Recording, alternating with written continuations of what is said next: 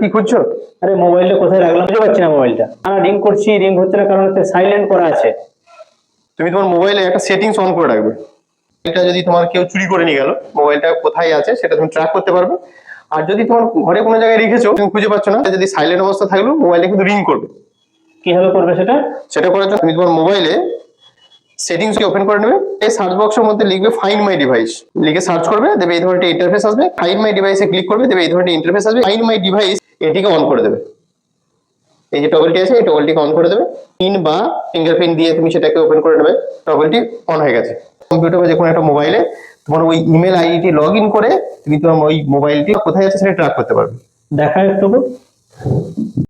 তুমি তোমার মোবাইল বা যে কোনো একটা কম্পিউটারে গুগল ক্রোমটি ওপেন করে নেবে। গুগল ক্রোম ওপেন করার পর সার্চ বক্সের মধ্যে লিখবে find my device. Find my device লিখলে দেবে এই ধরনের ইন্টারফেস আসবে। প্রথম যে লিঙ্কটা আছে সেই লিঙ্কের মধ্যে ক্লিক করবে। ক্লিক করলে এই ধরনের ইন্টারফেস আসবে। সাইন ইনে ক্লিক করবে।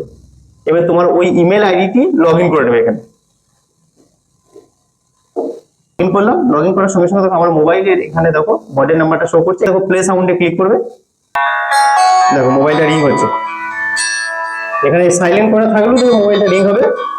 এই লোকেশনটা ট্র্যাক করার জন্য দেখো লোকেশনটা শো করছে। এখানে কোথায় মোবাইলটা আছে দেখো, এখানে লোকেশনে ক্লিক করলে দেখাচ্ছে মোবাইলটি কোন জায়গায় কোন লোকেশনে আছে দেখো এখানে সেটা মার্ক করছে। এইভাবে আপনারা প্রত্যেকেই এই গুরুত্বপূর্ণ সেটিংসটি অন করে রাখুন, কারণ আপনার মোবাইল যদি হারিয়ে যায় বা মোবাইল সাইলেন্ট অবস্থায় যদি কোনো জায়গায় রাখেন তাহলে সেটা খুঁজে পেতে সুবিধা হবে। পেজটিকে ফলো করুন এই ধরনের ইনফরমেটিভ ভিডিও পাওয়ার জন্য। ধন্যবাদ।